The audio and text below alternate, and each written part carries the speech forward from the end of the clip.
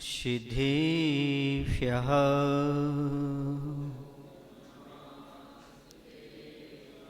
ॐ नमः सिद्धेभ्यः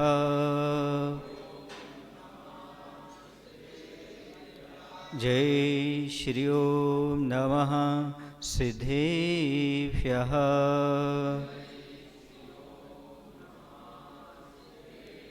कारुण्यमुपकारम् अर्हन्ताडं तहैव सिद्धाडम् आर्यवज्झायाणं लोयम्यसौसाहुडं लोयम्यसौसाहुडं। बोले पंच परमेष्ठी भगवान की, पर्युषण महापर्व की, उत्तम क्षमा धर्म की, गुरु नाम गुरु आचार्य श्री ज्ञान सागर जी महामुनिराज की, आचार्य गुरुदेव भगवान श्री विद्यासागर जी महामुनिराज की।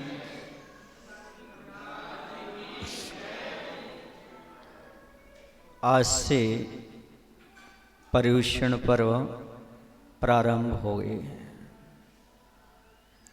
पर्युषण पर्व का अर्थ होता है कि परि असमन्तात् पुष्यन्ते दह्यन्ते पाप कर्माणि यस्मिन् तत्पर्युषणम्।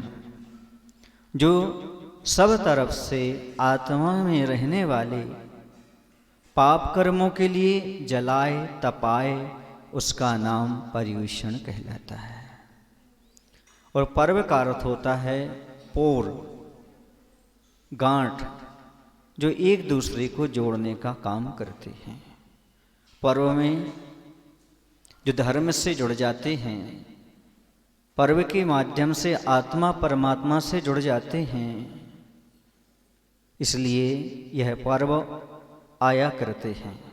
वैसे तो पर्युषण पर्व वर्ष में 3 बार आते हैं, माघ, चैत और भाद्र। लेकिन आप लोग भदैया जैनी होने से भाद्रपद में विशेष रूप से पंचमी से लेकर के चतुर्दशी तक, यह 10 दिन तक आप मना लिया करते हैं। मैं पूछना चाहता हूँ, व्रत लग गए क्या? कितने लोग सहमत हैं व्रत लग गए? व्रत भूत हैं क्या जो लग गए आपको? हम तो कहते हैं ऐसे व्रत रूपी भूत आपको जीवन भर लगे रहें तो बहुत अच्छा है। पता नहीं जैनियों को क्या लग गए, इन 10 दिनों में उनका सब परिवर्तन हो जाता है। बाजार में सब्जियां खरीदने वाला जैनी नहीं मिलता, उपवास छोड़ करके बैठने लगता है, सब परिवर्तित हो जाता है। जैसे किसी व्यक्ति को कोई भूत लग जाए तो उसके जीवन में हर क्रिया में परिवर्तन हो जाता है, वैसे ही यदि आपके जीवन में व्रत लग जाए। लेकिन मुनियों के लिए नहीं लगे व्रत, पूछो क्यों? क्योंकि मुनि महाराज तो हमेशा 10 लक्षण धर्म का पालन करते ही रहते हैं। उनके जीवन में व्रत लगे नहीं, उनके जीवन में ही व्रत हैं। उनका जीवन ही व्रत के लिए है, संपूर्ण जीवन व्रत के लिए है। इसलिए आज समझना है उत्तम क्षमा धर्म है। तो क्या क्षमा धर्म आज ही है कि कल भी रहेगा? नहीं महाराज जी, कल तो मारदव धर्म आ जाएगा। मतलब कल गुस्सा कर सकते हैं आप, कल क्रोध कर सकते हैं। वर्ष में एक बार आपको क्षमा धर्म सुनने देखने जानने को मिलता है। उनका जीवन लेकिन धन्य है जो जीवन भर क्षमामय ही व्यतीत करते रहते हैं। वो क्षमा की मूर्ति हो जाते हैं।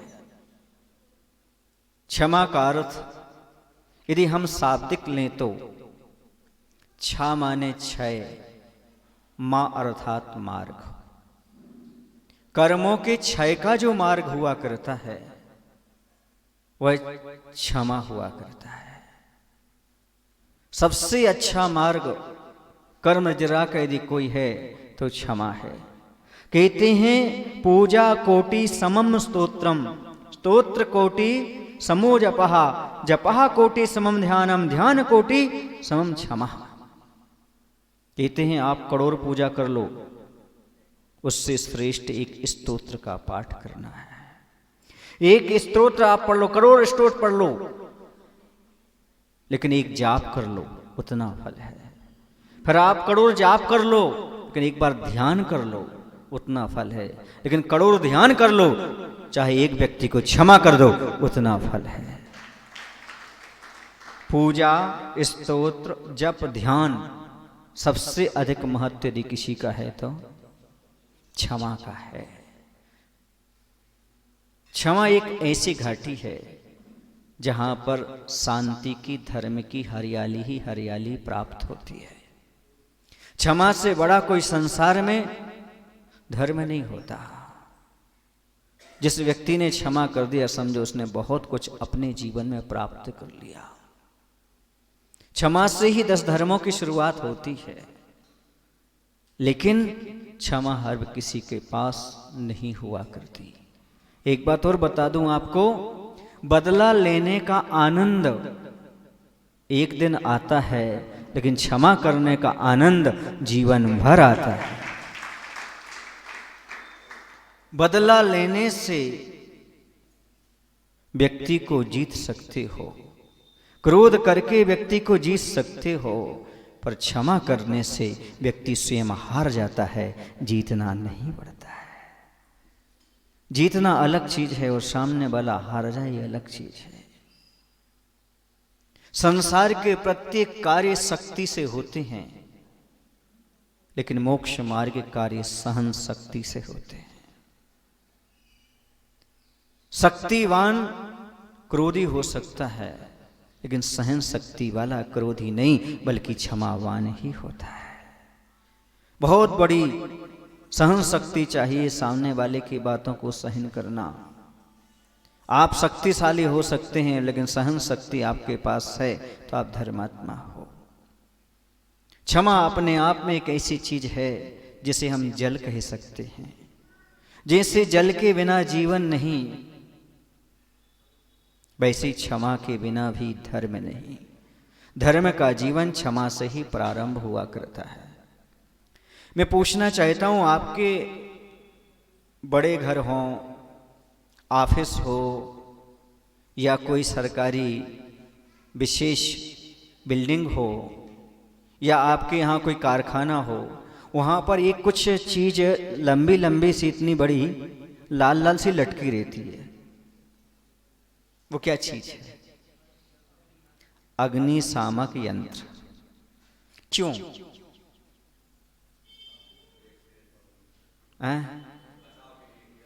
क्या बचाओ? अभी आग तो लगी नहीं,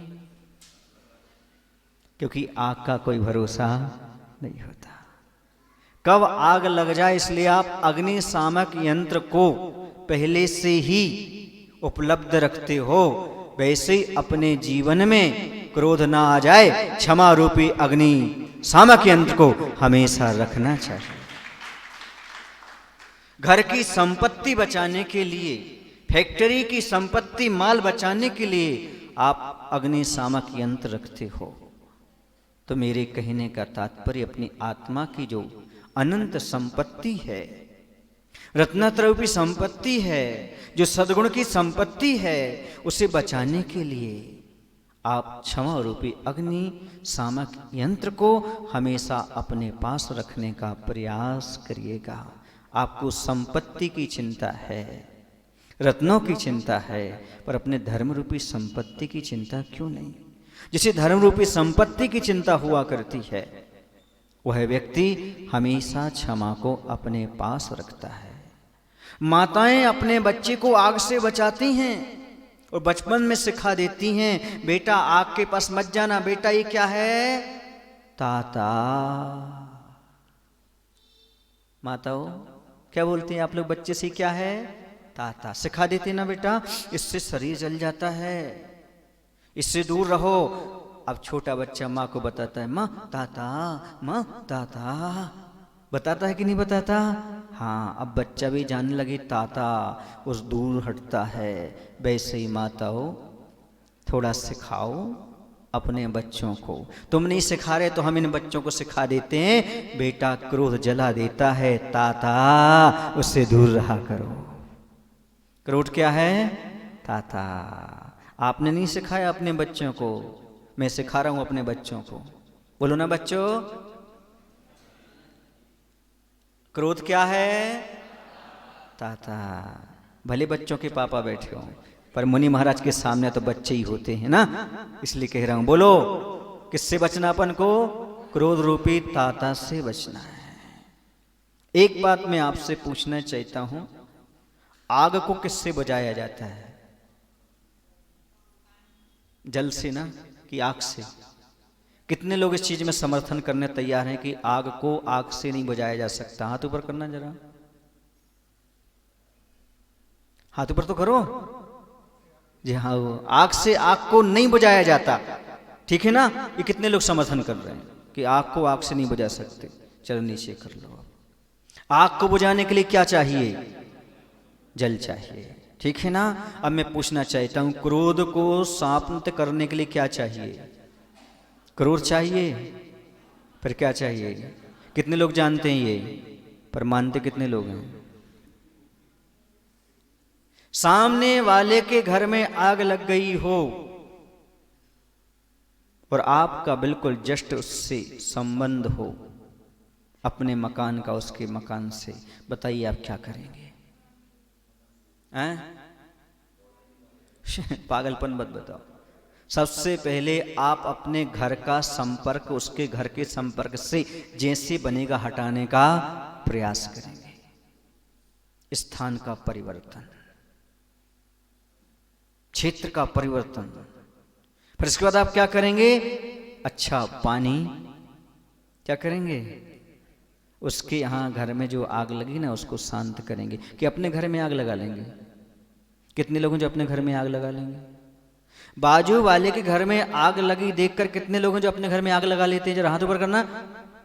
सब बैठे, एक भी नहीं है यहां पर ऐसा। जैसे किसी के हृदय में क्रोध उत्पन्न हुआ, वो क्रोध में आपके सामने आ रहा है, आप उस समय क्या करते हो? आप भी तो आग लगा लेते हो, आप भी तो क्रोधी हो जाते हो, कि क्षमा धारण करते हो? बताओ पहले। घर वो घर की बात नहीं कह रहा हूं, आपके अंदर की घट की बात कह रहा हूं। सामने वाला गाली देता हुआ आया, उसके घर में आग लगी हुई अंदर घट में, आप क्या करेंगे? बुद्धिमान कौन? एक तो संपर्क हटाओ, उससे दूर हट जाओ। नहीं हो पा रहे हो तो ठंडा ठंडा पानी डालने का प्रयास करो, क्षमावान बनो। कितने लोग हैं जो सामने गाली देता आ रहा है क्रोधी व्यक्ति, वो क्रोध नहीं करते? कोई नहीं बैठा, इसलिए तो कह रहा हूं वो मूर्ख है। बाजू वाले के घर में आग लगी हो और अपने घर में आग लगा ले, मूर्ख की समझदार है? आप लोग कौन है, समझदार हो कि मूर्खानंद हो? हाँ, मूर्खानंद हो। यही कहना चाहता हूं, आग से आग नहीं बुझती, क्षमा रूपी जल चाहिए। एक बात याद रखना हमेशा, क्रोध से क्रोध शांत नहीं होता, आग से आग नहीं बुझती। वैसे दुर्योधन को समाप्त करने के लिए दुर्योधन की आवश्यकता नहीं होती, रावण से जीतने के लिए रावण की आवश्यकता नहीं होती। दुर्योधन से जीतने के लिए अर्जुन चाहिए और रावण से जीतने के लिए राम चाहिए। वैसे क्रोध को जीतने के लिए क्षमा चाहिए। ये समीकरण जिसको आ जाता है वह धर्म ध्यान अच्छे से कर सकता है, अन्यथा नहीं। गुरु ने हमें यही उपदेश दिया है और हमने हमें अपने जीवन में यही किया है। गुरु ने जो उपदेश दिया उस पर हमने अमल कर लिया है। इस प्रकार मुश्किलों को आसान कर दिया है। सभी से क्षमा मांग ली और सभी को क्षमा कर दिया है। सभी से क्षमा मांग ली और सभी को क्षमा। गुरु का उपदेश तो यही है। हम सुनते तो आ रहे हैं लेकिन पालन नहीं कर पा रहे हैं। आप लोगों को मालूम है, जब आप लोग ट्रेन में बैठते हैं तो ट्रेन में एक सूचना लिखी रहती है अंदर, कृपया ज्वलनशील पदार्थ लेकर के यात्रा ना करें। लिखा रहता है ना। क्यों? क्योंकि तुम भी जल जाओगे और जितने ट्रेन में हो सारे के सारे वो भी जल जाएंगे। इसलिए ज्वलनशील पदार्थ लेकर के यात्रा मत करिएगा। ये जो व्यक्ति ज्वलनशील पदार्थ लेकर के यात्रा करता हुआ पकड़ा गया, उसे जुर्माना लगता है, जेल जाना पड़ता है। सुने आप लोग कि नहीं? हाँ, ऐसे ही मैं कहता हूं, मोक्ष मार्ग की यात्रा में चलने वालों, तुम भी क्रोध रूपी ज्वलनशील पदार्थ लेकर के मत चलो। यदि ज्वलनशील पदार्थ लेकर चलोगे तो आपके लिए कर्म बंध रूपी जुर्माना लगेगा और दुर्गति रूपी जेल को भोगना पड़ेगा। ये ज्वलनशील पदार्थ स्वयं को भी जलाता है, दूसरे को भी जलाता। तेजाब में एक दुर्गुण होता है, जिस पर छिड़की जाती है उसको जलाती है। लेकिन क्रोध में दो दुर्गुण होते हैं। जिस पर छिड़की जाती है, जिस पर क्रोध किया जाता है, वो भी जलता है, और जो क्रोध करता है वो भी जलता है। ये प्रकृति का नियम है। जैसे लकड़ी में आग लगी हो, वह लकड़ी स्वयं जलती है, दूसरे को जलाती है। वैसे क्रोधी व्यक्ति अपने जीवन को भी बर्बाद करता है और दूसरे के जीवन को भी बर्बाद करता है। बताओ आपको क्या चाहिए? क्षमा चाहिए कि क्रोध चाहिए? जल्दी बोलो। बदला लेना चाहते हो कि बदलना चाहते हो? किसको? खुद को कि दूसरे को? हाँ, नहीं महाराज जी, हम तो चाहे कुछ भी हो, बुरे के साथ बुरा ही व्यवहार करेंगे, अर्थात बुरा बनकर व्यवहार करोगे। दुर्योधन के साथ दुर्योधन ही बनोगे, रावण के साथ रावण ही बनोगे, फिर कभी विजय प्राप्त नहीं कर पाओगे। क्रोधी के सामने क्रोधी नहीं बनना, क्रोधी के सामने क्षमावान बनना है, तभी काम हो सकता, अन्यथा नहीं। एक राजा था, उसका पुत्र था। उस पुत्र के लिए एक व्यक्ति ने बहुत गालियां दी। राजकुमार राजकुमार होता है, राज दरबार में आया, उसने राजा से कहा, राजन, इसे कड़ी से कड़ी सजा देनी चाहिए। बोलो बेटे, कौन सी सजा दे दें? बोले ऐसी सजा दो ताकि यह जीवन भर भूल ना सके। बेटा मृत्यु दंड देंगे, उसका जीवन अभी समाप्त हो जाएगा। जेल में डालेंगे, 2-4 साल याद रहेगा। फिर कौन सी सजा दी जाए? तो राजा ने कहा, इसे क्षमा कर दिया जाए, जीवन भर याद रखेगा। अपराध कितना भी बड़ा हो, पर क्षमा से अच्छी कोई सजा नहीं होती। समझे आप लोग? बहुत कठिन होता है क्षमा करना, क्षमा मांगना बहुत कठिन चीज है, क्योंकि ये सामान्य व्यक्ति नहीं अपना सकता। ये वीरों का आभूषण है, कायर का काम नहीं है। कायर लोग बदला लेते हैं, कभी क्षमा नहीं मांग सकते, और वीर लोग वो होते हैं जो बदला नहीं लेते, हमेशा क्षमा करने में ही विश्वास रखते हैं। क्षमा मांग लो, क्षमा कर दो, क्षमा मांग लो, क्षमा कर दो, जीत है इसमें हार नहीं। यह वीरों का आभूषण है, कायर का कोई काम नहीं। हम सोचते हैं कि सामने वाला शेर है तो मैं सवा शेर हूं, पर मैं कहता हूं रही तो जानवर ही। शेर भी जानवर है तो आप थोड़े से और बड़े जानवर हो गए, इंसान बनो। रोटी छीनने वाले को कुत्ता भी भौंकता है, घास छीनने वाले को गाय भी सींग हिलाती है। तुम कौन हो? कुछ ऊपर तो उठो। पर एक बार बता दूं, मालिक यदि उसे रोटी खिलाता है, फिर बाद में डंडा भी मारता है, तो कुत्ता पूंछ हिलाता है, भौंकता नहीं।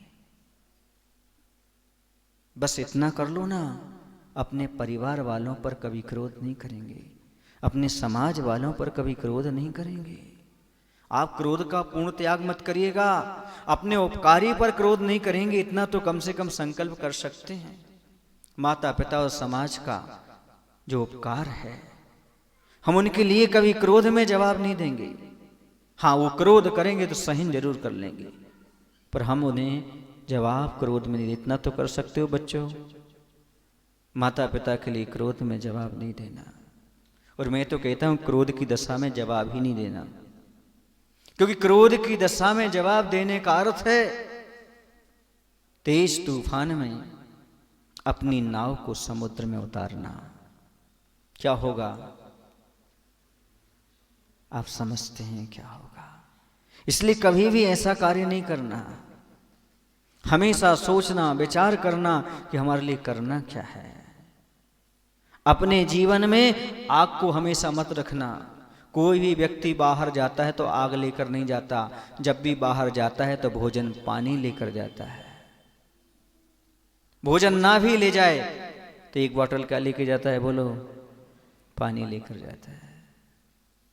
वैसे मैं कहना चाहता हूं, अब जब कभी घर से बाहर निकलें तो क्रोध लेकर ना निकलें, क्षमा रूपी पानी अपने हृदय की बोतल में भर के निकलें, ताकि अपनी भी प्यास बुझे और रास्ते में कोई मिल जाए तो उसकी भी प्यास बुझे। आग लेकर के क्या करोगे? स्वयं अपना ही अहित करोगे, दूसरे का भी अहित करोगे। मैं आपसे एक बात पूछना चाहता हूं, पूछ लूं? बोलो ना। वजह छोटी और बहुत बड़ा नुकसान, उसे हम क्या कहेंगे? वजह छोटी हो और बहुत बड़ा नुकसान हो, उसे क्या कहेंगे हम? क्रोध। क्या कहेंगे उससे? क्रोध। जब कभी हम लोग जेल में कैदियों को उद्बोधन देने जाते हैं तो किसी भी एक कैदी से पूछ लेते हैं, भाई तुम कितने वर्ष से हो? आजीवन है। आजीवन कारावास। क्यों? बस 2 मिनट क्रोध पर कंट्रोल नहीं कर पाया। वजह छोटी सी, नुकसान बहुत बड़ा। मात्र 2 मिनट यदि क्रोध पर कंट्रोल कर लेते तो आज हमारी ये दशा नहीं होती। क्योंकि क्रोध एक ऐसी समस्या है, स्वयं को, परिवार को, समाज को, देश को, राष्ट्र को अशांत बनाए हुए है। क्रोध के कारण ही जहां देखो वहां पर अशांत। आग लेकर के कोई भी शांति का अनुभव नहीं करता, वैसे क्रोध रख करके कोई शांति का अनुभव नहीं कर सकता। मैं पूछना चाहता हूं, आपके पैर में कांटा लगा है, कितने देर तक लगा रहने दोगे? फिर आपके मन में बैर का कांटा लगा है, क्रोध का कांटा लगा है, कब तक रहने दोगे? बोलो ना। आंख में कोई कचड़ा आया तत्काल दूर करते हो, मन में कोई विकार आया कभी नहीं सोचते, इतना चिंतन आपका कभी चलता ही नहीं। इसलिए तो कहना चाहता हूं, थोड़ा सोचो, विचार करो। शांति से रहना चाहते हो, आनंद का अनुभव करना चाहते हो तो कम से कम क्षमा को अपनाने का प्रयास करिएगा। मोबाइल है ना आपके पास? कितने लोगों के पास मोबाइल है? सभी के पास है। घर में 3-3 4-4 होंगे। उसमें एक सेव करने की व्यवस्था होती है, एक फॉरवर्ड करने की, रिवर्स करने की, डिलीट करने की होती नहीं, सारी व्यवस्थाएं होती है। अब मैं पूछना चाहता हूं, आप अपने मोबाइल में कैसी बातें सेव करते हैं? अच्छी की बुरी? कोई नहीं कहेगा बुरी, सब यही कहेंगे अच्छी। मुनि महाराज के प्रवचन कितने सेव करके रखे आपने? कोई बता दे एक आध व्यक्ति। साथी सेवा समूह की बात नहीं कर रहा हूं, और स्वार्थी की बात भी कर रहा हूं। नहीं, वो सेव नहीं करना है। किसी ने कोई कटु बात कही हो, वो जल्दी, कोई गलत चीज हो जल्दी फॉरवर्ड कर देते हो, शेयर कर देते हो। अच्छी बात शेयर नहीं करना अपन को, है ना? ये हमारा शेयर मार्केट चल रहा है। और ऐसे ही होता है आपके साथ। अपने जीवन के, मन के, मोबाइल में भी यही करते हो। किसी ने गाली की तो सेव कर लेते हो, और किसी ने आपके प्रति अच्छाई की तो डिलीट कर देते हो। इसलिए दुखी हो। यदि कोई आपके जीवन में अच्छा करे तो सेव कर लेना, और कोई बुराई करे तो डिलीट कर देना। हकीकत बता दूं आपको, बुराई उनकी होती है, निंदा उनकी होती है जो दुनिया में जिंदा होते हैं। निंदा उनकी होती है जो दुनिया में जिंदा होते हैं, मुर्दों की तो हमेशा तारीफ ही होती है। मरने के बाद स्वर्ग ही लिख देते हैं। मरने के बाद 4 लोग बैठते हैं, भैया वो बहुत अच्छा आदमी था, बहुत अच्छा आदमी था। फिर निंदा किसकी होती? बोलो ना, तुम जिंदा हो कि मुर्दा हो? यदि जिंदा हो तो लोग निंदा करें तो क्रोध नहीं करना, क्षमा समझना, अभी मैं जिंदा हूं, जी रहा हूं, तभी तो लोग मेरी क्या कर रहे हैं। पर ऐसा नहीं कि गलत करते जाओ और कहो कि निंदा करने लोग। अच्छा करने के बाद यदि कोई निंदा करता है तो समझना अभी मैं मरा नहीं हूं, अभी मैं जिंदा हूं, तभी तो लोगों के दिलों से कुछ ना कुछ तो उफान उठ रहा है, बातें आ रही हैं। वरना मरने के बाद तो भैया सबकी तारीफ होती ही रहती है। तो ऐसी बातें क्यों? गाली के लिए डिलीट क्यों नहीं करते? बैर विरोध शत्रुता को डिलीट क्यों नहीं करते? और मुनि के प्रवचन के लिए सेव क्यों नहीं करते? पूछना चाहता हूं। सामने वाले ने क्रोध किया या सामने वाले ने गलती की और आपने क्रोध किया, स्वाभाविक है, सामने वाला गलती करता है तो क्रोध आता है। पर मैं पूछना चाहता हूं, सामने वाले ने क्रोध किया, सामने वाले ने गलती की और आपने क्रोध किया, अर्थात सामने वाले की गलती का बदला खुद से लिया। क्रोध करने से उसका नुकसान नहीं है, किसका नुकसान है बोलो? और शत्रु तो चाहता ही है कि तुम हमेशा तनाव में रहो, शत्रु तो चाहते ही है हमेशा तुम टेंशन में रहो, शत्रु तो चाहते ही हमेशा तुम क्रोध करो, दुखी हो। सुन रहे ना? पर क्षमावान का कुछ अलग ही होता है। बताऊं क्या होता है? बेवजह, बेवक्त, बेहिसाब मुस्कुरा देता हूं। बेवजह है, बेहिसाब, बेवक्त मुस्कुरा देता हूं। आधे दुश्मनों को तो मैं यूं ही हरा देता हूं। सामने वाला चाहता है तनाव पैदा करना, मत लो तनाव, टेंशन लो ही नहीं। उसने दी गाली इसलिए आपको गुस्सा आता है कि आपने ले ली गाली इसलिए गुस्सा आता है? बेली बोलो ना, तो ऐसी चीजें क्यों ले लेती हो तुम? सामने वाला दे रहा तो ले लिया। अरे भैया फ्री में कोई हाथी भी तो मत लेना, हाथी भी दे तो नहीं लेना, उसको खिलाएगा पिलाएगा कौन? सामने वाला गाली देता है, मान लो दूसरे के नाम से दे रहा है तो आप नहीं लेते, आपके नाम से दे रहा है तो भी नहीं लेते, क्योंकि आपके नाम के 4 लोग और हैं। पर आपके मन में ये आ गया, ये तो मेरे लिए ही मेरा नाम लेकर के दे रहा है। बोलो गुस्सा आती कि नहीं आती? आती है। बहुत कठिन काम है इस चीज को समझना। ये अध्यात्म है, बहुत स्वादिष्ट भी है और बहुत गरिष्ठ भी है, हर किसी को नहीं आता। और मैं तो कई बार सोचा, बुराई वही करते हैं जो बराबरी नहीं कर पाते। बराबरी करना चाहते हैं वो, लेकिन जब आपकी बराबरी नहीं कर पाते तो आपके क्या करना शुरू कर देते हैं?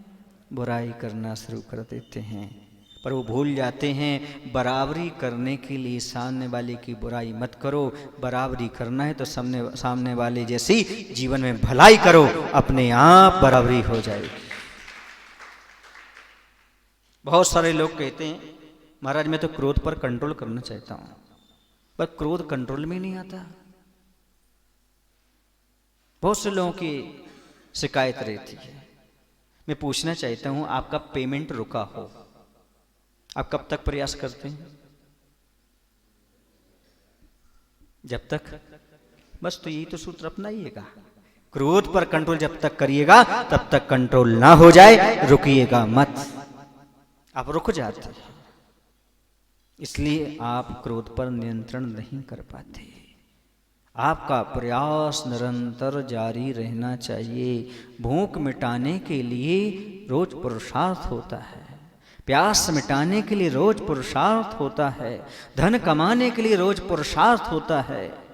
तो मैं पूछना चाहता हूं, क्रोध को समाप्त करने के लिए पुरुषार्थ क्यों नहीं होता है? यदि क्रोध को मिटाने का पुरुषार्थ अपने जीवन में आ जाए तो उत्तम क्षमा धर्म आने में फिर देर नहीं लगती। मैं आपसे पूछना चाहता हूँ, एक बहुत अच्छा प्रश्न पूछना चाहता हूँ। आप लोग वर्षों से पूजा कर रहे हैं, उत्तम क्षमा, गहोरे भाई, बाहर भीतर शत्रु ना कोई, ऐसे कुछ आप लोग पढ़ते रहते हैं, है ना। मुझे तो बहुत वर्ष हो गए पढ़े हुए, अब तो अनपढ़ जैसा लगता हूं, पर पूछना चाहता हूं क्या वो सब जो पढ़ी थी हमने वो कुछ पल्ले पड़े कि नहीं पड़े, कुछ जीवन में आए कि नहीं आए, कि पूजन ही करते रहे वर्षों तक, हम कहते रहे, दूसरों को सुनाते रहे, सामने वाला पूजन कर रहा तो हम और तेज करेंगे, वो और तेज बढ़ाएगा, हम और तेज बढ़ाएंगे। इन सब का उद्देश्य क्या था? कसाय और पाप करना ही तो, राग द्वेष को कम करना ही तो धर्म करने का उद्देश्य है। शत्रु मित्रता को धरे विस्निर विस्ता थाए। भगवान आपकी पूजा करने से शत्रु मित्र बन जाते हैं। अभी तक अपने पूजन किए हैं, जब से कमेटी में आए हैं, जब से मंदिर आए हैं, शत्रु कम हुए हैं कि बड़े हैं? पूजन गलत है ना, महाराज के उपदेश गलत है ना, हम तो सही है। क्या कहना चाहते हैं? इन सब के उद्देश्य को अभी तक समझे कि नहीं समझे? कसाएं कम हुई कि नहीं हुई अभी तक? थोड़ी बहुत। क्रोध कम हुआ कि नहीं हुआ? नहीं हुआ। इसका अर्थ है क्रियात्मक धर्म करते रहे, गुणात्मक धर्म कभी नहीं आया। पर्युषण पर्व क्रियात्मक धर्म नहीं है बंधु, पर्युषण पर्व में उत्तम क्षमादि गुणात्मक धर्म है, जिसे धारण किया जाता है, मात्र क्रिया में किया नहीं जाता। क्रोध कम करो, पर्युषण पर्व की सार्थकता है। भले भोजन कम करो, ज्यादा करो, कोई दिक्कत नहीं है, बिना नमक का खाओ, कोई दिक्कत नहीं, पर क्रोध मत करो, मायाचारी मत करो, अहंकार मत करो। ये गुणात्मक धर्म प्राप्त कराने के लिए पर्युषण पर्व आता है। वैसे तो हमेशा आप धर्म करते हो, पर ये गुणात्मक धर्म कब आएगा अपने जीवन में, पूछना चाहता हूं। बहुत अच्छी बात है, आप पूजन करते हैं, उपवास करते हैं, क्रियाएं करते हैं, कोई दिक्कत नहीं, करिएगा। और ये सब इसलिए की जाती हैं ताकि हमारे अंतरंग के भावों में परिवर्तन आए, और यदि वो परिवर्तन नहीं आता है तो क्रिया कहीं ना कहीं तो गलत है, क्रिया में कहीं ना कहीं तो खोट है। या क्रिया की समीचीनता हमारे पास नहीं है, उसका फल हमारे लिए प्राप्त नहीं हो पा रहा है। बदले की भावना क्यों समाप्त नहीं हो रही? आपको पता है, मुख में जब कफ आता है, थूक आता है, तो आप क्या करते हो उसको? बाहर कितने देर में निकालते हो? आधा घंटे में? बोलो ना, तुरंत। बस मैं कहता हूं, एक बार यदि तुमने क्रोध को थूक और कफ समझ लिया होता तो क्षमा धर्म आपके जीवन में आ गया होता। जैसे ही आता फेंक दो उसको, रखो मत, रोको मत, ये कोई काम का नहीं है, ऐसा करके फेंक दो। ऐसा क्रोध क्यों करें? जिससे परिवार टूटता हो, समाज टूटता हो। कितने लोग हैं जिन्होंने अपने जीवन में चाय पी है? तेरा हाथ ऊपर करो। आपने चाय नहीं पी कभी? तुमने कभी? आपने? जब मैंने कभी पी है तो आप कहां लगते हो? समझ रहे ना? तो कितने लोग कैसी चाय पीते थे आप लोग? सीधी गरम, फिर क्या? कब प्लेट रहती थी ना, कप से किसमें डालते थे? पहले प्लेट में, फिर ये क्या चीज है? पीना तो है, पर क्या करके पीना है? फूंक फूंक करके, ठंडी नहीं। ठंडी बिल्कुल नहीं पीता कोई चाय, ठंडी नहीं पीता, फूंक फूंक करके पीता है, ताकि हमारा गला ना जल जाए, जीव ना जल जाए, मुंह ना जल जाए। बस एक कहता हूं, जैसे आप चाय पीते हैं वैसे क्रोध करिएगा, फूंक फूंक करके करिएगा, ऐसा करिएगा जिसमें आपका जीवन जले ना। ऐसा क्रोध काम का है, वरना जीवन तो हमें बर्बाद कर देगा, जीवन को बर्बाद कर देगा। चाय पीना सबको आता है, दूध पीना सबको आता है, लेकिन क्रोध करना सबको नहीं आता। महाराज जी पहले महाराज मिले आप जो क्रोध छोड़ा नहीं रहे, करा रहे। हाँ बिल्कुल, तुम क्रोध तो छोड़ ही नहीं सकते, मुझे पता है। पंचम काल में हम नहीं छोड़ सकते, तुम क्या छोड़ोगे क्रोध? क्योंकि सूक्ष्म संजुलन कसाय तो यहां भी बनी हुई है। बस फूंक फूंक करके पियो। क्रोध करने को मना नहीं है, विवेक के साथ क्रोध करो, क्योंकि नियम है जहां विवेक रहता वहां क्रोध नहीं हो, जहां क्रोध रहता वहां विवेक नहीं। करना तो है, पूर्वा पर विचार करके क्रोध करोगे काम बनेगा। और क्रोध आया और कर दिया, ये गलत बात है। ये संभव नहीं अपने जीवन में हमें सुख दे दे, आनंद का अनुभव करा दे, ये संभव नहीं। महाराज जी मैं क्रोध करता नहीं हूं, लोग मुझे क्रोध करा देते हैं। बहुत अच्छा है, आप तो एक टीवी बन गए। लोगों ने रिमोट लिया, चैनल बदल लिया, चैनल बदल लिया, चैनल बदल लिया। एक बच्चा है, उसने दूसरा चैनल बदल दिया। लोग क्रोध कराते कि आप करते हो? क्रोध करते हैं आप तो करिए।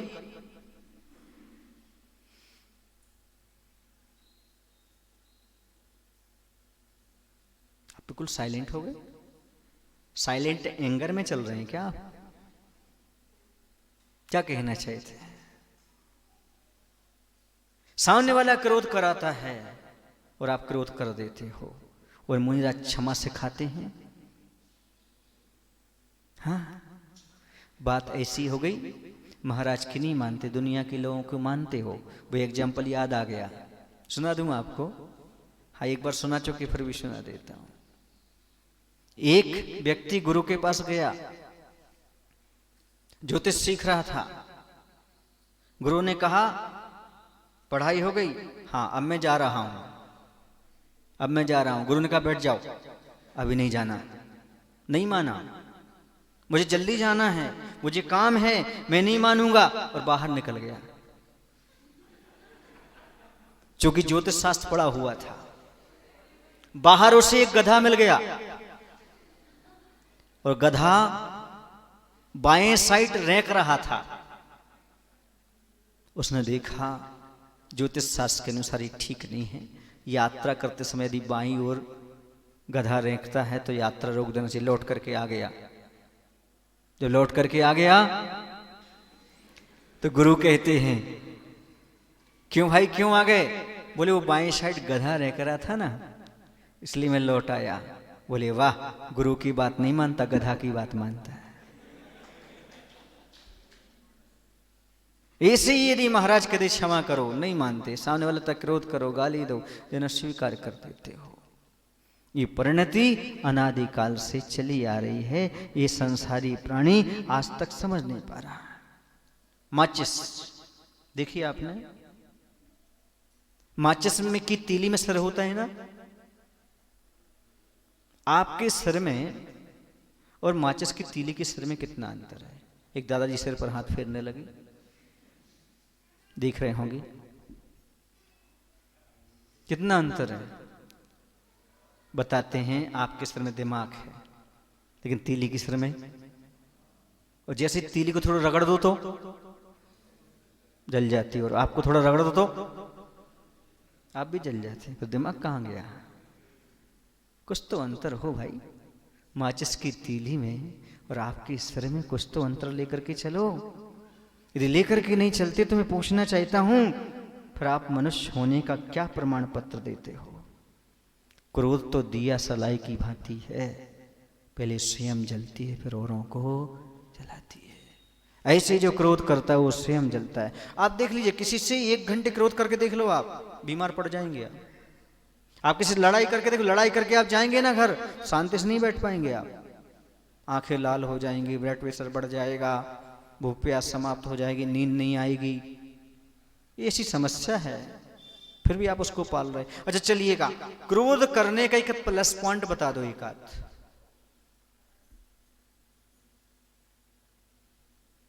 कोई बताएगा क्रोध करने का एक प्लस पॉइंट? क्रोध इसलिए करता हूं मैं। एक सज्जन ने बताया था, बोले महाराज जी क्रोध करने से काम बन जाता है। हमने कैसे काम बन जाता है? बोले जब घर में काम बिगड़ता है और डांट दो ना, अच्छे से काम करने लगते हैं। हम कही तुम्हारी गलत धारणा बन गई क्रोध करने से, उसका तुम्हारे पुण्य का उदय था इसलिए काम बनता है, क्रोध से तो काम हमेशा बिगड़ता है। हर जगह क्रोध से काम नहीं चलता, हर जगह क्रोध काम में नहीं आता। पहलवान के सामने क्रोध करो समझ में आ जाएगा। ऐसे ही था, एक व्यक्ति था, पहलवान से कहता एक तुझे हिम्मत हो तो मार के देखा। उसने एक दिया गाल पर। बोले मजाक में मारा कि सही में? बोले सही में। बोले हाँ मजाक पसंद भी नहीं। चला गया।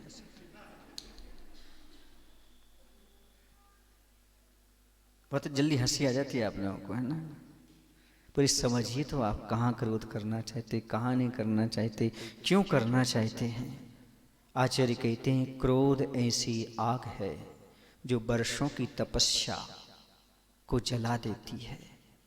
जैसे एक छोटी सी चिंगारी सारे जंगल को भस्म कर देती है, सारे सद्गुण उस क्रोध की आग में समाप्त हो जाते हैं। बहुत सारा उपदेश आपने अभी सुन लिया। अब आप सुनना चाहेंगे महाराज क्रोध क्यों उत्पन्न होता है। तो क्रोध क्यों उत्पन्न होता है और क्रोध कहलाता क्या है? कोई बता पाएगा क्रोध क्या कहलाता है? यदि पूछेंगे आप बोलेंगे गुस्सा को क्रोध कहते हैं। ये तो पर्यायवाची नाम हो गए। बताइए क्रोध किसे कहते हैं भाई? कितने लोग क्रोध करते हैं? तो आपको यही पता नहीं कहते किसे हैं क्रोध। विपरीत परिस्थितियों में आने वाले आवेग का नाम क्रोध है, जो विपरीत परिस्थितियों में उत्पन्न होता है। जब तक आपके सब अनुकूल चल रहा है तब तक आपको क्रोध आएगा क्या? नहीं आएगा। जैसे ही विपरीत परिस्थितियां बनेगी वैसे ही आपको क्रोध आने लगेगा। दुर्वचन सुनने से आपको क्रोध उत्पन्न हो जाएगा। किसी दुर्वचन बोले क्रोध उत्पन्न हो जाता है। स्वास्थ्य की पूर्ति ना हो पाए तो भी क्रोध आ जाता है। प्रतिकूलताएं सामने आ जाएं क्रोध आ जाता है। कर्मोदय से भी क्रोध आता है। भूख लगी हो, बोलो ना क्षुधा वेदनी, उसके कारण भी आप लोगों को क्रोध आ जाता है। ये कुछ क्रोध उत्पत्ति के कारण हैं। इस समय यदि आप थोड़ा सा और डीपली जाएं और सोचें कि सबकी परिस्थितियां एक सी नहीं होती, तो आप क्रोध से बच सकते हैं। दुर्वचन, अरे हम भी तो दूसरे को बुला बोलते हैं। सामने वाले ने मेरी एक बार निंदा की होगी, मैं तो कई बार निंदा कर चुका हूं लोगों की। अरे मेरी स्वास्थ्य पूर्ति नहीं हुई तो क्या, मैं तो कितने लोगों की स्वास्थ्य पूर्ति में बाधक बनूं हूं। ऐसा कभी आपने सोचा नहीं। आपका क्रोध थोड़ा सा शांत हो सकता था। महाराज श्री, क्रोध को जीतने का उपाय क्या है? बहुत कठिन है। क्रोध को जीतना इतना सरल नहीं है। अब मैं पूछना चाहता हूं क्षमा किसे कहते हैं? कौन बताएगा क्षमा किसे कहते हैं?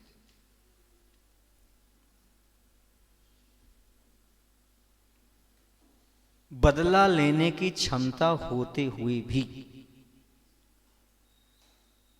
सामने वाले की गलती को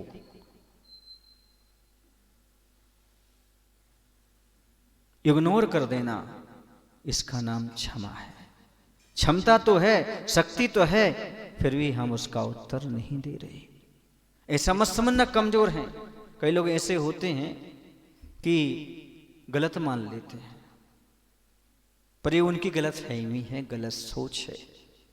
यदि मैं झुक जाता हूं, यदि मैं गलत ना होने पर भी क्षमा मांग लेता हूं, इसका अर्थ ये मत समझना मैं कमजोर हूं, बल्कि ये समझना मुझे संबंध बचाना आता है, रिश्ता निभाना आता है, धर्म निभाना आता है।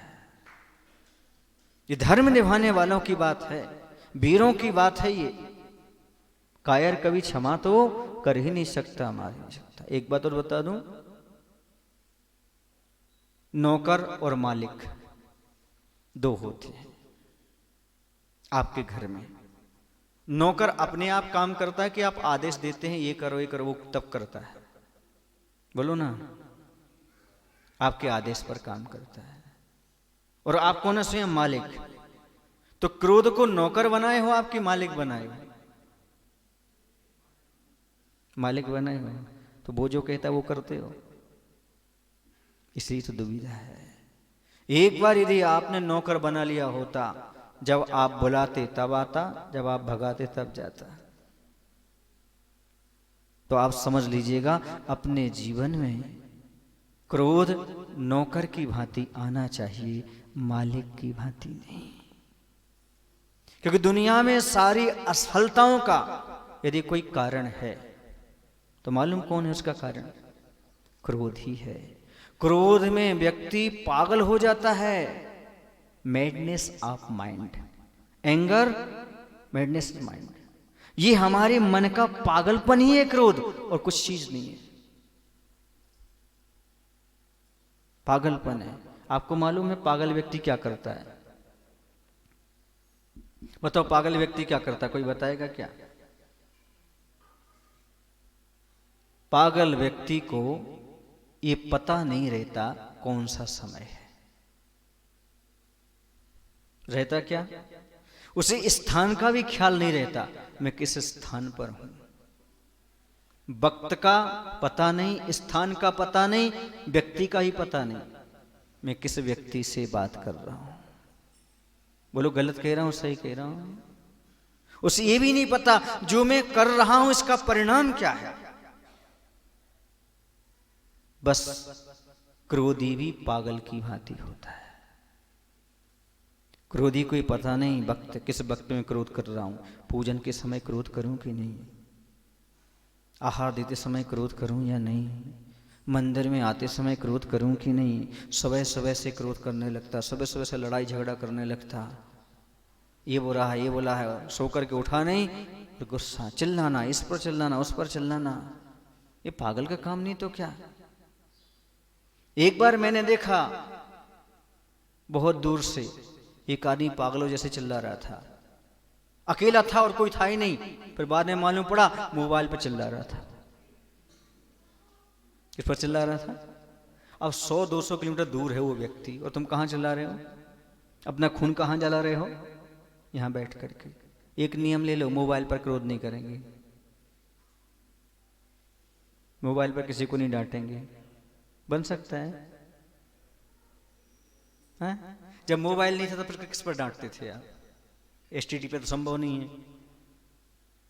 उस समय कैसे चल जाता था ये सब? अब क्यों नहीं चल रहा कि मोबाइल पर नहीं डांटेंगे हम किसी को? मोबाइल पर तो नहीं, कभी कभी मोबाइल पर क्रोध कर देते, फेंक देते।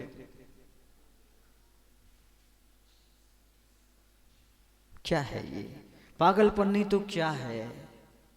उसे ये भी मालूम नहीं पड़ता मैं किस स्थान पर क्रोध कर रहा हूं, पागल को।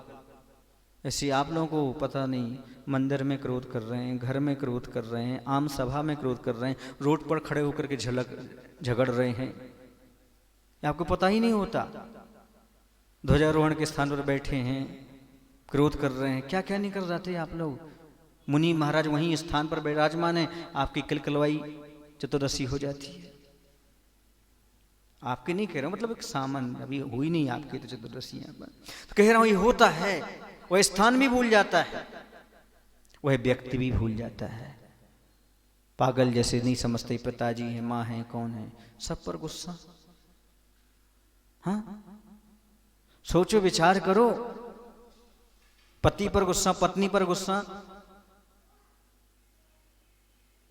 एक बहुत अच्छी शालीन बहू थी, उससे पूछा आपके सासू वगैरह खुश हैं? मुझे क्या पता। सासू से पूछा आप खुश हैं? बोले बहुत खुश हैं। ऐसी बहू तो कहीं किसी को मिल ही नहीं सकती। कितना भी डांट दो, कुछ भी कह दो, कभी पलट करके जवाब नहीं देती। हमने कभी, तो अब बात सा लगता है आजकल की बहू और जवाब ना दे, सास के लिए, ससुर के लिए, पति के लिए, ये तो अनहोनी सी घटना लगती है। फिर मैंने किसी से नहीं पूछा, उसी से पूछा। हमने कहा हम तो ऐसा ऐसा सुन रहे हैं, क्या वजह है? उस बहू ने बहुत शालीन जवाब दिया, मेरे पिताजी का विश्वास नहीं तोड़ना चाहता। मैं अपने पिताजी का विश्वास नहीं तोड़ना चाहती। मैंने कहा कैसे? बोले पिताजी ने कहा है उस घर में जा रही हो, एक भी शिकायत नहीं आना चाहिए, शांति से रहना। ये पिताजी का विश्वास है, उन्हें विश्वास के साथ मुझे इस घर में भेजा है। ये अपने आप में महत्वपूर्ण है। पिताजी ने क्या उम्मीद रख करके भेजा? उस परिवार में सामंजस्य बनाना। मैं हमेशा दिशाबोध शिविर जब लगता है, युवाबोध शिविर लगता, तब उसमें एक ही बात कहता हूं, बच्चों को ऐसे संस्कार डालो ताकि वह बाजार में सामंजस्य बना सकें, और बेटी में ऐसे संस्कार डालो ताकि जिस परिवार में जाए उसमें सामंजस्य बना सके। इस पर किसी ने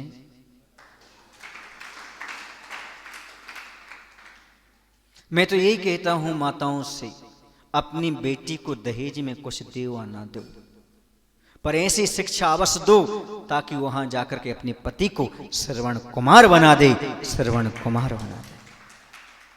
माता पिता की सेवा में लगा दे, माता पिता के विरुद्ध में भड़काए ना। क्या कर लोगे तुम दुनिया से क्रोध करके? सबसे क्रोध करके क्या कर लोगे? क्या मिल जाएगा तुम्हारे लिए परिवार को तोड़ने से? क्या मिल जाएगा तुम्हें किसी के बेटे को मां से अलग करने पर? कुछ भी उपलब्ध होने वाला नहीं। छोटी छोटी बातों को पचाना सीखिएगा, शांत रहना सीखिएगा, उसमें बड़ा आनंद आता है। क्योंकि बंधुओं, क्रोध एक ऐसी नदी है जिसमें सब बह जाता है। कचड़ा भी बहता है, अच्छी अच्छी वस्तुएं भी बह जाती, व्यक्ति भी बह जाता है, अच्छे अच्छे तैराक भी बह जाते हैं। ऐसी क्रोध की नदी में क्यों हम पैर डालें? सोच समझ करके कार्य करिएगा। आपने 24 घंटे में कितनों को क्षमा किया, ये हिसाब है आपके पास? 24 घंटे में कितने पर क्रोध किया, ये हिसाब है आपके पास? बही खाता रखने वालों, बस पैसे का किन को कितना दिया, किन को कितना लिया, यही हिसाब है। कभी सोचो तो, अपने जीवन में हिसाब तो लगाओ कि हमने कितनों को क्या दिया और कितनों से कितना लिया। कभी नहीं सोचा आपने? आज से शुरू कर लो, और क्रोध आए तो थोड़ा सा शांति का परिचय दो। सबसे अच्छा तरीका है क्रोध को कम करने का विलंब। रुक जाइए आप, विलंब, या क्रोध को कल पर टाल दीजिए, आज नहीं करेंगे कल करेंगे। हमारा ये तो संभव ही नहीं है, हम क्रोध पर विलंब कर रहे हैं। तत्काल असंयमी की यही दशा होती है, तत्काल जवाब देने की। संयमी व्यक्ति शांत रहता है, समय आने दो, अभी नहीं। एक बात पूछना चाहता हूं, आप 16 पहन करके आए, 16 पहन करके आप मंदिर आ गए, किसी ने आपके लिए छू लिया, वो 16 नहीं पहने था, अब क्या होगा? अरे वाह, अभी तक आप तो बिल्कुल क्षमावानी हो गए, क्षमा की मूर्ति हो गए। इनकी प्रतिष्ठा कब हो रही भैया? जरा बताइए। मैं पूछना चाहता हूं, किसी ने आपके शुद्ध वस्त्रों को छू लिया, आपको तत्काल क्रोध आता है। मैं पूछना चाहता हूं, उसने तो आपके वस्त्रों को गंदा किया था, अशुद्ध किया था, पर आपने क्रोध करके अपने मन को अशुद्ध कर लिया। कपड़ों की अशुद्धि चल सकती है, लेकिन क्या मन की अशुद्धि चल जाएगी? आप कपड़े तत्काल बदल कर आ सकते हो, मन को इतना ख्याल रखो, यदि मंदिर में कभी आपके कपड़े अशुद्ध आ जाएं तो क्रोध नहीं करेंगे, मन को अशुद्ध नहीं करेंगे, निश्चित रूप से थोड़ी सी क्षमा आपके जीवन में आ जाएगी। मन को अशुद्ध क्यों करते हो? कपड़ा तो गंदा हो ही गया, अब मन को क्यों अशुद्ध करना चाहते हो? क्रोध को कम करना, विलंब करो थोड़ा सा, तत्काल जवाब मत दो। माहौल में मुस्कान, थोड़ी सी मुस्कान देना शुरू कर दो। लोग पागल समझेंगे, समझने दो। हम हंसते हैं तो लोग समझते हैं, इन्हें आदत है मुस्कुराने की, पर उन्हें क्या पता मेरी ये पहली अदा है क्रोध को पचाने की। मुस्कान के साथ आप अपने क्रोध को पचा सकते हैं, ये तरीका है। बचाने का। दूसरी बात है, आप मौन रह जाइएगा। मौन रहने से बहुत फायदे हैं।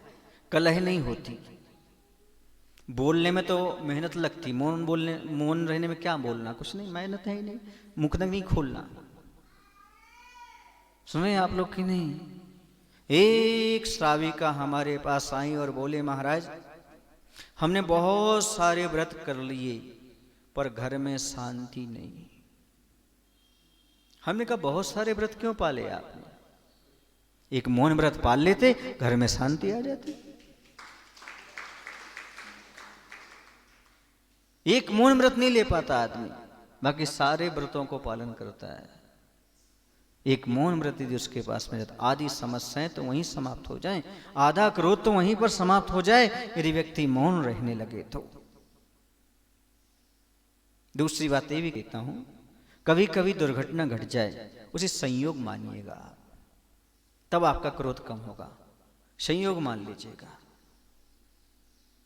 एक संत थे, वो चले जा रहे थे, किसी ने पीछे से आकर के उनको डंडा मार दिया। वो सहज बने रहे, कुछ नहीं कहा, चले गए। उनके शिष्य ने कहा, ये क्या किया आपने? ईंट का जवाब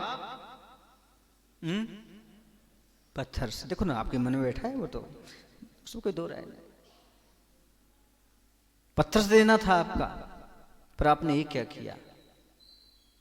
मैं कहता हूं, ईंट का जवाब पत्थर से नहीं, फूल से दीजिए। गाली का जवाब गाली से नहीं, प्रभु के गीत से दीजिए। कहां आप ईंट का जवाब पत्थर से देने जा रहे हो? हाँ, फूल से दीजिएगा, मुस्कुरा दीजिएगा। गाली दे रहा है, जय जिनेंद्र, बात खत्म। वो गाली दे रहा है, आपका जय जिनेंद्र। वो पागल है कि आप पागल हो? वो आपको पागल समझेगा, आप उसको पागल समझे, बात खत्म हो गई। उसने गाली दी, आप क्या कर लो? जय जिनेंद्र साहब। बोलना ही तो है। गाली में 2-4 शब्द हैं, जय जिनेंद्र में 2-5 शब्द, क्या बात? महाराज आप तो ऐसे समझा रहे हो जैसे बच्चों का काम हो। इसी तो कहता हूं, बच्चे बन जाओ। दुनिया में बच्चे सच्चे होते हैं। मैं तो हमेशा बच्चे की तरह जीना चाहता हूं और संसार के माया जाल से बचा रहना चाहता हूं। सहजता इतनी अपने जीवन में आ जाए तो मैं ये कह रहा हूं कि कम से कम अपने जीवन में मुस्कान होना चाहिए, मौन होना चाहिए। इससे कोई नुकसान नहीं है, सब फायदे ही फायदे हैं। कहीं कोई नुकसान आज तक हुआ नहीं जिसने मौन लिया है, बिल्कुल, क्योंकि आपके पास क्षमा भाव है तो बड़ा आनंद है। एक बार मां प्रकृति की गोद में अंधकार ने जाकर के शिकायत की। किसने शिकायत की? अंधकार ने। ये प्रकाश मुझे बहुत परेशान करता है। अंधकार ने कहा, मां उसको बुलाओ। प्रकाश ने खूब बुलाया, वो नहीं आया। जैसे ही प्रकाश चला गया तो अंधकार आ गया। सुन रहे आप लोग? क्या कहना चाहते हो आप?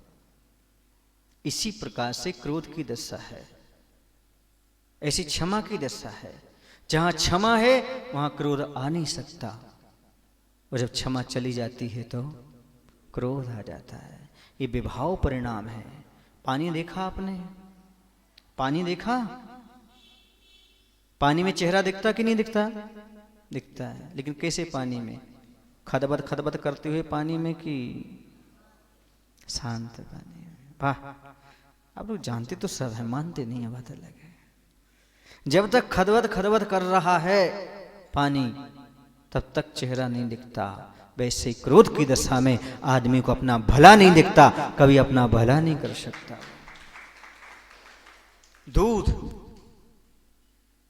दूध में मलाई कब पड़ती है? ठंडा। जैसे जैसे ठंडा होता जाता है वैसे से मलाई पड़ती चली जाती है। जितना कम ठंडा हुआ तो बिल्कुल पतली परत पड़ेगी, और ठंडा हुआ तो थोड़ी मोटी, और तो फिर अच्छी परत पड़ जाती है। ये मत समझो कि हम महाराज बन गए सो कछु आत नहीं है हमें, करो खाओ नहीं गए सो महाराज बन गए। मूड मुड़ाए 3 गुण सड़की मिट गई खाज, और खावे को लड्डू मिले लोग कहे महाराज। ऐसे महाराज नहीं बने भैया, कर खा करके बने कुछ तो मलाई की पट्टी पड़ जाती है।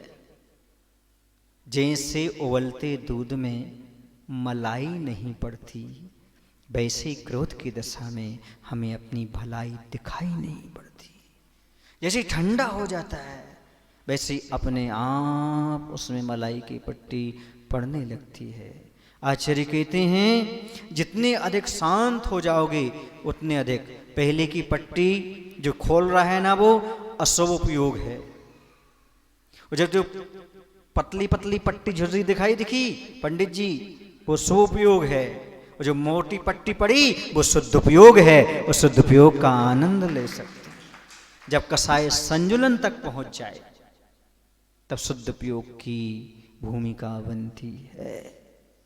जो है बहुत ठंडा, बिल्कुल ही ठंडा हो जाए, समझ लेना तब अच्छी परत पड़ती है, शुद्ध उपयोग की प्राप्ति होती है, अन्यथा ऐसी शुद्ध उपयोग प्राप्त नहीं होता। तो उन्होंने कहा संयोग को, इसे संयोग मान लो। अरे ऐसे कैसे मान लो संयोग? शिष्य कहता है, गुरु कहते हैं देखो मान लो तुम रास्ते से निकल रहे हो, उदाहरण तो याद आ रहा ना जो पहले उदाहरण चल रहा था अपना, डंडा मार दिया था। देखो यदि आप रास्ते से निकल रहे हो, पेड़ की डाढ़ी टूट करके आपके पीछे गिर जाए पीठ पर, आप क्या करोगे? पेड़ को गाली दोगे, मारोगे? नहीं, क्या मानोगे? बोले संयोग मान लेंगे। ऐसे बोली हमने संयोग मान लिया, सामने वाले ने डंडा मारा, हमारे कोई बुराई तो थी नहीं, हमने संयोग समझ लिया, बात खत्म हो गई। इसी प्रकार से किसी ने कुछ कहा संयोग मान लो, ये तो है ही। एक बार और बता दूं, सामने वाले के दुर्गुण को स्वभाव मान लो, उसके पास दुर्गुण है कोई, बात नहीं मानता, सुनता नहीं, उसे स्वभाव मान लो, इसके नेचर में आ गया, बात खत्म। गाली देना इसका नेचर है, हर चीज में बुराई देखना इसका दुर्गुण नहीं। जैसे नीम में कड़वापन, ये दुर्गुण है कि उसका स्वभाव है? मेथी का कड़वापन, करेला का कड़वापन स्वभाव है। वैसे समझ से आदमी का तो स्वभाव ही है, ये किसी चीज में अच्छाई ढूंढ नहीं सकता, ये बकवास करे बिना रह नहीं सकता, ये स्वभाव मान लो। एक तरफ निकल जाओगे और स्वभाव नहीं मानोगे तो क्रोध उत्पन्न हुए बिना रह नहीं सकता। अभी मैंने पूछा था क्रोध करने के प्लस पॉइंट तो बताओ। आप अपनी सारी जिंदगी क्रोध में लगा रहे हो, ऐसी बैंक में कौन अपना पैसा जमा करेगा जिसमें कुछ भी न लौटता हो, एक पैसा भी नहीं लौटता? फिर क्रोध में पूरा का पूरा जीवन क्यों निकल रहे? लौटने वाला क्या है इससे? कभी आपने सोचा कुछ उससे लौट सकता है? बोलो नहीं महाराज जी। फिर क्यों क्रोध करते? मैं पूछना चाहता हूं आपसे। तो दुर्गुण को स्वभाव मानने वाली बात। अगली बात बता दूं आपको, उपकारी के उपकारों को याद करोगे तो कभी आपको क्रोध नहीं आएगा। माता पिता का उपकार, भाई का उपकार, पत्नी पति का उपकार, ये सभी यदि एक दूसरे के उपकार को, समाज का उपकार, ये सभी यदि याद रखेंगे तो आपको कभी क्रोध नहीं आएगा।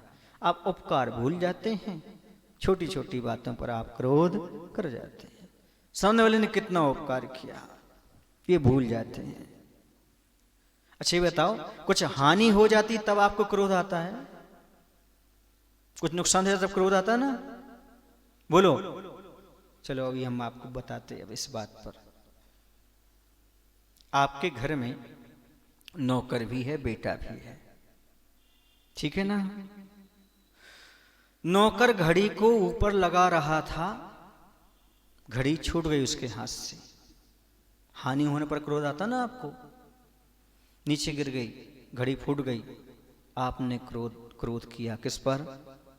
नौकर पर, क्योंकि आपकी हानि पर आपको क्रोध आया था। देखना वो अब क्या हुआ, दूसरे दिन अपना बेटा भी नई घड़ी ला करके वो भी गिर गई। आपने मालूम क्या कहा? क्यों बेटा लग तो नहीं गई? नौकर से कहा क्यों क्यों फोड़ दिया तूने? अब बताओ बेटे पर गुस्सा नहीं। बेटा से क्या पूछा? बेटा लग तो नहीं गई, कहीं चोट तो नहीं आ गई? इसका अर्थ क्या है? आपको हानि पर क्रोध आया क्या? फिर किस पर क्रोध आया? जल्दी बोलो बाबा। नहीं नहीं नहीं, व्यक्ति पर नहीं। व्यक्ति तो वो ही, व्यक्ति वो ही है। लिख लो, जब प्रेम कम हो जाता है तो क्रोध आ जाता है, और जहां प्रेम होता है वहां पर क्रोध अपने आप समाप्त हो जाता है। आप जिनसे प्रेम करते हो ना, वो गलती भी करें तो सब क्षमा है। इसलिए कहता हूं सत्येषु मैत्रीम, मैत्री भाव जगत में मेरा। ये सबसे अच्छा सूत्र है क्रोध को समाप्त करने का। मैत्री भाव यदि आपका हो जाएगा, प्रेम यदि आपके हृदय में जाग जाएगा, तो आप क्रोध पर विजय प्राप्त कर लेंगे। प्रेम का अभाव जहां हो जाता है वहां क्रोध का प्रादुर्भाव हो जाता है। इसलिए प्रेम अपने अंदर जगाने का प्रयास करिएगा और सोचिएगा कि हमारे अंदर ही आता क्यों है। थोड़ा सा विचार करो। देखो ना, उपकारी के उपकारों को याद रखने से राजा श्रेणिक का पुत्र था कुनिक। कुनिक नाम था, क्या नाम था? हाँ, वो राजा श्रेणिक को जेल में डाले हुए था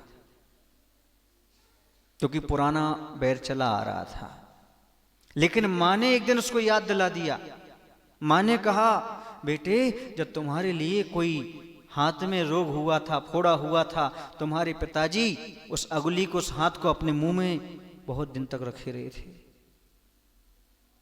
अच्छा, मेरे पिताजी ने, उसे उपकार याद आ गया अपने पिताजी का। तत्काल दौड़ा दौड़ा पिताजी को छुड़ाने के लिए गया, पर क्या करें, उन्होंने स्वयं अपना घात कर लिया। तो उस समय उसे याद तो आ गया। जैसे उपकार याद आए वैसे उसका क्रोध कम हुआ कि नहीं हुआ?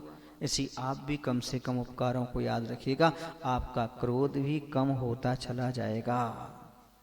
मैं पूछना चाहता हूं आपसे, जो आपका नुकसान करता है उस पर कितने लोगों को क्रोध आता है? सभी को आता है। पक्का? अब मैं क्रोध करना सिखा रहा हूं आपको। जो आपका बुरा सोचता है उस पर आपको क्रोध आता है, लेकिन जो बुरा करता है उस पर क्रोध क्यों नहीं आता? कितने लोगों को जो बुरा करता है उस पर क्रोध आता? जरा हाथ ऊपर करना। जो बुरा सोचता है, कर तो नहीं सकता कोई दुनिया में, लेकिन जो बुरा सोचता है उस पर आपको क्रोध आता है। और जो आपको बुरा करता है, सामने वाला आपका बुरा सोच सकता है लेकिन क्रोध आपका बुरा करता है। आपको सोचने वाले पर आता है, पर क्रोध क्यों नहीं आता है, ये मैं पूछना चाहता। कितनों को क्रोध पर क्रोध आता है? क्रोध बुरा नहीं करता आपका? बोलो, करता है। क्रोध दुनिया में जितना अनर्थ करता है उतना कोई अनर्थ करता ही नहीं। पर आपको क्रोध करने वाले पर क्रोध आता है, लेकिन क्रोध पर कभी क्रोध नहीं आता। आज से क्रोध करना बंद मत करो, क्रोध का परिवर्तन करो। जैसे क्रोध आए और क्रोध पर ही क्रोध करना प्रारंभ कर दो, आपका क्रोध अपने आप समाप्त हो जाएगा। समझ रहे हैं? आप किसी को बिना मांगे सलाह मत दो, बहुत कुछ कम आपका क्रोध हो जाएगा। गाली का त्याग करो,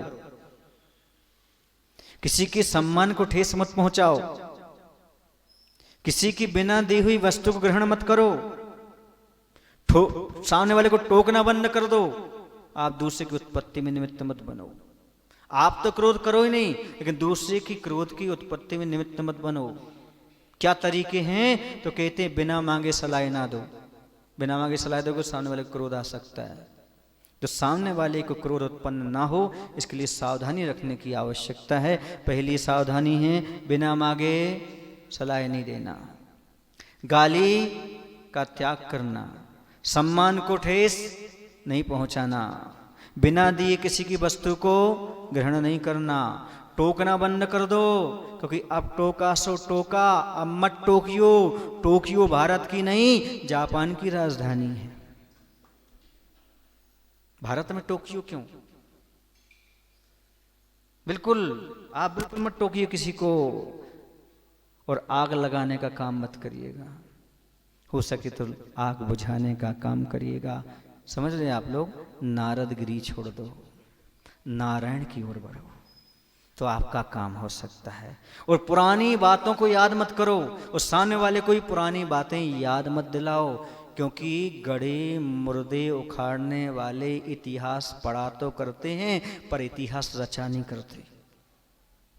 इसलिए गड़े मुर्दे मत उखाड़ो, किसी की पुरानी बातों को याद मत दिलाओ, वरना और क्रोध उत्पन्न होता जाएगा और आप भी क्रोधी होते चले जाएंगे। दो बातें और कर लूं। क्रोध करना हो तो जुबान से करना, हृदय से नहीं।